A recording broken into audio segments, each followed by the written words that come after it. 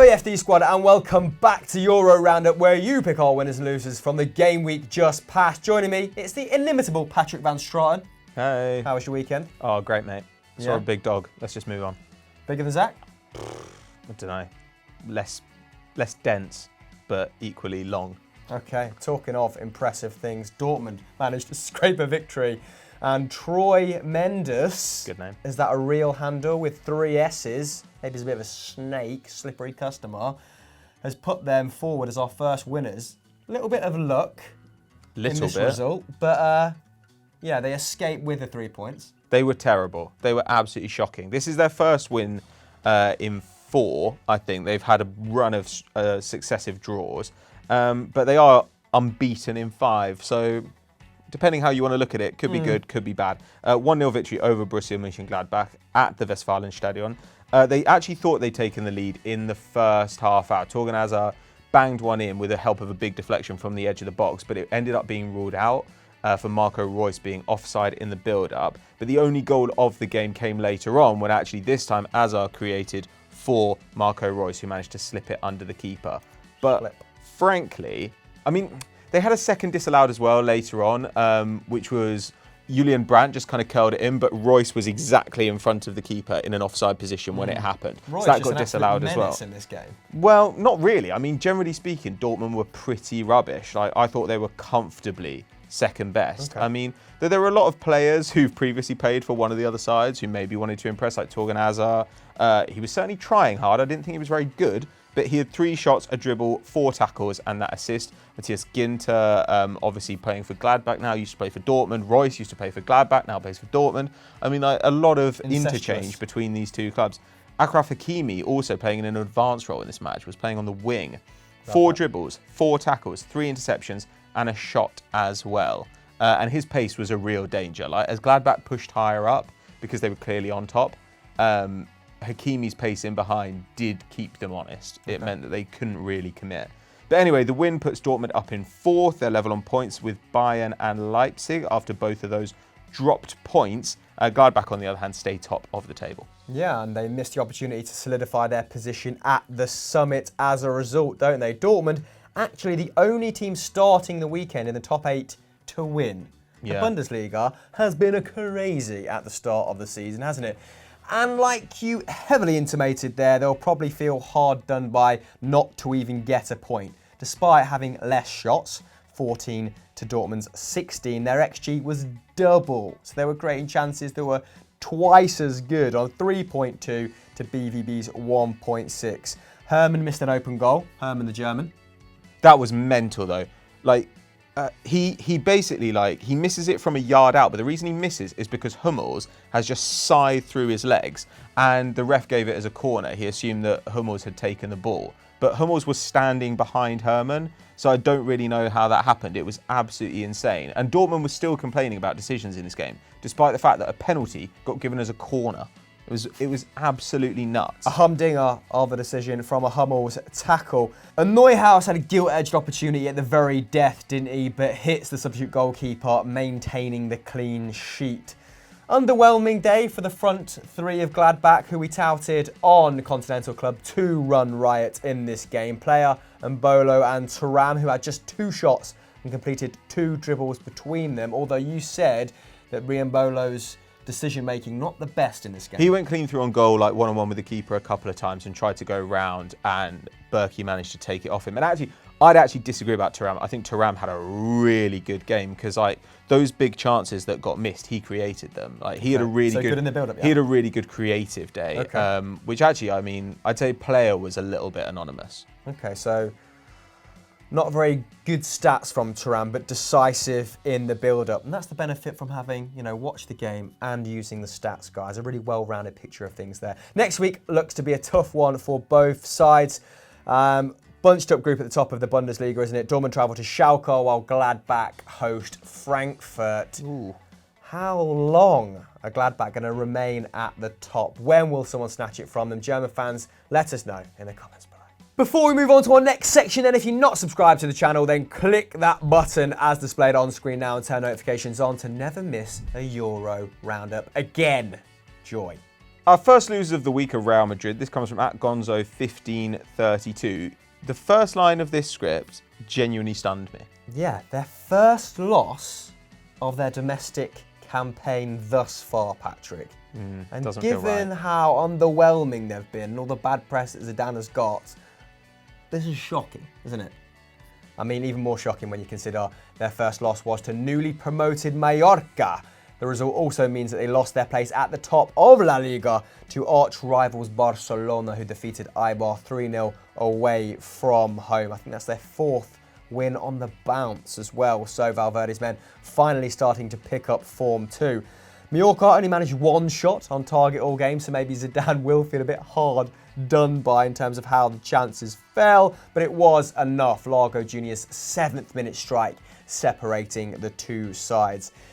Zidane also without key personnel in the form of Bale, Kroos and Modric, and Eden Hazard was unavailable because of the birth of his son on Friday night. Congratulations, Eden. Subsequently though, opted for a pretty unorthodox, pretty uninspiring 4-4-2 with Isco partnering Casemiro in central midfield, which probably left Casemiro with an awful lot to do defensively. James and Vinicius making up the rest of the midfield personnel. That's a fun lineup. Fun, but just people that want to function in a 4-3-3. That is great. Pretty much a 4-1-3-1. Anyway, despite this attacking lineup and dominating possession with 63%, Zidane's men largely nullified going forward. Again, despite the fun people playing up top. Putting just 4 of their 13 shots on target, over half of them came from outside the box. More damningly, could not get past Mallorca's deep block. Yeah, I mean, when you're down for pretty much the entire game, to only muster 13 shots is not great for Real Madrid, like given the talent on the field. But a big reason for that was probably Mallorca left-back Fran Games, who frustrated Vinicius Jr. all night. 28-year-old hadn't played a minute of top-flight football until this campaign, put up 14 tackles and interceptions, and completed both of the dribbles he attempted, which was more than Marcelo. That is ridiculous. And normally Vinicius is really adept at getting shots off, right? 4-5 a game, despite his young, formative stage of his career. Well, I don't know how many shots he had, but I mean, he obviously really struggled to get past Games. Though I suppose as well, it shows how much they were trying to attack through that zone. The fact that they were going down Games' side that often, you'd have thought that in the second half, Zidane would have said, guys, maybe let's not do this. This guy's a machine. Let's go against the guy on the other flank. Odriozola for Real Madrid, by the way, had pretty much the opposite evening. 1 tackle all game, 0 interceptions, got himself sent off with a second yellow with 15 minutes remaining. And it was just as well for Real Madrid. It could have been worse if Eder Militao hadn't been there. 21-year-old Brazilian on his second league start for Los Blancos was excellent, completing all 3 of his attempted tackles, winning possession 7 times overall and winning 7 aerial duels. However, Luka Jovic, pretty bad, didn't take a shot, didn't create a chance, was subbed off for Rodrigo in the 66th minute. He's now got 0 goal involvements in nearly 300 minutes of action for Real this term. The expected goals suggest he is a little bit unlucky to be that badly off. Anyway, I suppose that they'll want a little palate cleanser. They go to Galatasaray in the Champions League, but looking at the Galatasaray squad, I don't know. I'm not hugely optimistic for them. What do you guys think? Where are Real Madrid going to end up this season? Let us know in the comments below. Last winners come from Joe_D_Shepherd, and it's Inter Milan, the Nerazzurri, just about edging out a side they've historically struggled against, at least in modern times, right? You know when somebody has an underscore in a Twitter handle, I see that as a sign of weakness, Okay. I would never resort to an underscore. Maybe 1 if that handle has been taken, but 2, Joe. 2. No, I think if you're going to put 1 in, you should make your handle all underscores, just to show that you're doing, it's satirical. I don't approve of them. But anyway, Inter Milan managed to beat Sassuolo 4-3 in game week 8 to pick up a vital 3 points away from home. This keeps them in touching distance of first place Juventus, who are still unbeaten after 8 matches on 22 points. Don't ever touch me again.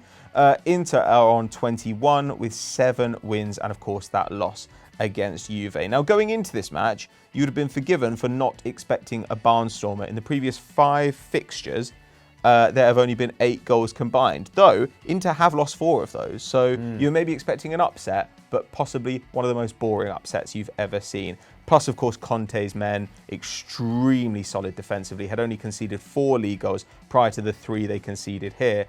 So this was a little bit of a surprise. Inter went up early on through Argentine Lautaro Martinez, put in his 3rd of the season, past Consigli after just 2 minutes. Berardi, who started the campaign on fire, equalised 15 minutes later. He's now joint 2nd for the Capocannonieri with Duvan Zapata on 6. And Romelu Lukaku got a double. He's now on 5 for the season. Obviously got a penalty. Martinez won that again. Martinez has been so good at the start of this season. And Lukaku as well. 4 goals in 4 away games for Inter. The last person to do that for the Nerazzurri was Diego Milito. And he was pretty handy, wasn't he? Pretty... Well, also, that's big game behaviour. You know, if you can score goals away from home consistently, you're an absolute weapon. And Inter are going to have to do that all year. They can't just grind up against a Juve side who are going to walk over pretty much everyone they come up against. Lukaku as well, really leading by example. 3 tackles he put up in the game. And he gave Martinez the 2nd penalty of the night despite being on a hat-trick, showing that he is... I don't know, I've always thought that Lukaku is a really great team player, and it felt like he really showed that here. Yeah, he comes across a thoroughly decent bloke in every interview he conducts pretty much. So the chemistry between them continues, doesn't it? And despite the strikers each producing a brace, Brozovic pretty much remains Inter's go-to guy. 4 tackles and interceptions in this game, 3 chances created, and 2 shots from deep as well. And like you said, not hard to identify Sassuolo's MVP. What a start to the season Domenico Berardi is having. The 25-year-old putting up 5.2 shots per 90 so far. 2nd in the league to Ronaldo, having actually played a game fewer. It also amounts to 35% of the shots that Sassuolo put up per 90 as a team. Is he one of the most important players to his team in the league so far this season in terms of individuality? Perhaps. He finished last season with 12 goal contributions. A pretty safe assumption that he's going to surpass that this campaign, already on 8. Admittedly, is running slightly hot, with Understat placing his contribution at closer to 4, but his expected goals and assist value of 0.63 is on a par with Sadio Mane. That's what sort of form he is in, so pretty darn respectable. However, despite his best endeavours, his team continue to struggle. And I don't have a lot of knowledge about Sassuolo, but just looking at the average age of the starting lineup, they seem like a team in transition at the moment. The spine of the side in Roberto De Zerbi's preferred 4-3-3 is old, for want of a better phrase. So Peluso, the centre-half, 35. Manganelli is 34, and Caputo up front is 32. So there's a mixture of youth and experience there, particularly in the back 4. I think the other 3 personnel were 21 and below. So we might see some of that inexperienced personnel really come to the fore halfway through the season when they've got more minutes under their belt. The numbers aren't bad. So league average pretty much, 8th for shots, 5th best for shots conceded. So hopefully they'll sort things out, because they're playing green and white away from home. So they're a team after my own heart. They weren't on form coming into this game. They've now lost 3 on the bounce, leaving them in 17th, only out of the relegation spots on goal difference. And Inter have a sterner test in the form of Borussia Dortmund coming up, don't they, in the Champions League, which we will, of course, be covering, at least in part, on Total Football, on Euro Football Daily. So make sure you come and tune in, because this man is taking to the sofa as well. And he said he's going to give Dougie a hard time. Yeah, scum. Our second and final losers of the week are Lille, and this comes from @LePetitFromage. Why are they in our losers, Hamill? Really good yogurts. Shout out Petit Fromage. Yes, last season's 2nd place side fell to 6th after a 2-1 loss to Toulouse. Toulouse dominating this game from the off, actually, racking up 9 first half shots to Lille's 4, getting 2 on target and hitting the woodwork 3 times. Les Dogs were in the dog house, weren't they? So, yep. But it was only the second half where they made the pressure count. Substitute Yaya Sanogo God, what a collector's item this is. Netting just before the hour mark, and last year's top scorer, Max Gradel, putting them 2-0 up on 66 minutes. Fonts pulled one back in the dying embers of the game on the 92-minute mark, but it was more than they deserved, really. XG putting it at 2.6 to 0.7 in Toulouse's favour. The battle lost in midfield in this game, with Toulouse just waltzing through at will, seemingly. Centre midfielders Sangare and Van Keur completing 2 dribbles each for Les Pichun. While Lille's 4 midfielders made just 4 tackles and interceptions combined. Pretty evident here that they're missing the influence of Thiago Mendes and Youssef Kone, who both headed to Lyon, didn't they? Pastures new. And of course, goes without saying, Nicolas Pepe. They now rank 18th in League One for tackles and 19th for interceptions. So the dog is missing a bit of bite, isn't it? That's not their nickname. Le Doug. Dog means like a Great Dane, though. It doesn't just mean dog. Chien means dog. Yeah, but Great Danes still bite people. Riddle with that. I don't think they do. I feel that they're chill. Okay. They probably do bite people, but That I'm just brings being the an show- arsehole now. It brings the show full circle, though, because you were talking about a big dog at the start. I so- was talking about a big dog at the start. Lille were a big dog in the league last season, but not so much now. They've won just 2 of their last 9 games in all competitions, losing 4, drawing 2. And their defensive performance in this game is looking less and less like an aberration. Last season conceded just 33 league goals, the least in the division, but after 10 games this year, they've allowed 11, with 8 sides boasting better defensive records. In fact, XG rates their defence the 10th best in France right now, with 2 of their 10 Ligue 1 matches so far seeing them concede over 2 expected goals.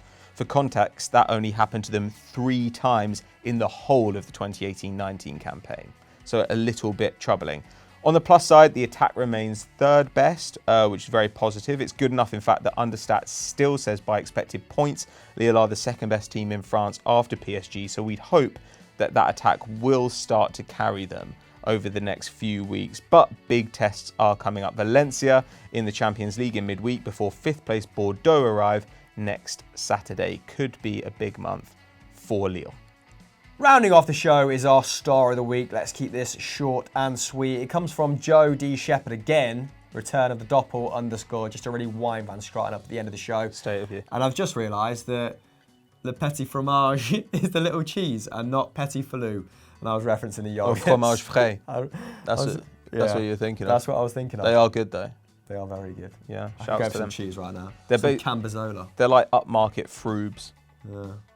Froobs, the déclassé We should version. see if Frube wants to sponsor this. Yeah, This show. get them in. Specifically Hit us, up, League. hit us up, Froobs. Yeah. Anyway. Now our League and moment of the week, brought to you by Frube. Then I just cover you in Frube. Oh, that'd be good actually. That'd make for great B-roll. What did Di Maria do? He made our star of the week. Had a great Yeah, game. boy. 4-1 away victory for Les Parisiens against Nice, and he was the star of it. 31-year-old, 4 shots, 2 on target, 2 goals, 8 key passes. Unbelievable good? stuff. It feels good. It feels like a lot. And now they're 5 points clear at the summit of Ligue 1 with a goal difference of 16, and the next best is 5. So just pack it up for the rest of the season, basically. Yep. Just play the kids. That is League 1 for another year, but we might as well dissect his numbers a little bit more then. Di Maria already got 4 goals and 2 assists in the domestic campaign already this year. Currently averaging goal contribution every 113 minutes, taking 3 shots, making 2.3 key passes per 90. Wow, his numbers are so astounding that I've forgot how to speak. He's also completing 3.5 dribbles per 90. That is a career high, but we do expect that average to perhaps fall, benefiting from Neymar's absence at the moment, isn't he? Well, or kind of inconsistent run in the team, I guess. Maybe. So maybe Sarabia will get more minutes as the season goes along, I'm not sure. And he's in good company. Only Kylian Mbappe on 26 has been involved in more goals than Angel Di Maria in Ligue 1 in 2019. He's got 13 goals and 7 assists. That's which crazy. equals 20. That is pretty crazy. He's just kind of quietly creeping back to the fore, isn't he? Yeah, at his age as well. Yeah. Good for him. Well done. That's it. That's the show. Oh, right. Okay, then. What an underwhelming note to end Oh, I on. wanted to throw that, but it's Di actually got Maria. a rubbery base, so it just sticks to the Zero table. impact there. It just didn't Looked like you frisbee actually the way I didn't wanted really it to. consider it. Yeah. Just like, anyway, that's the end of the show. You know what? Just going to lock that. What should people do now if they're still with us at this point in time? Subscribe to the channel, like the video, hit the notification bell to never miss an upload. as usual. Make sure that you come back here on Wednesday for the live stream featuring me, Doogie, Sam, somebody else I don't recall, probably not important, for Chelsea versus Ajax, which should be an enormous barnstormer, maybe. Bye.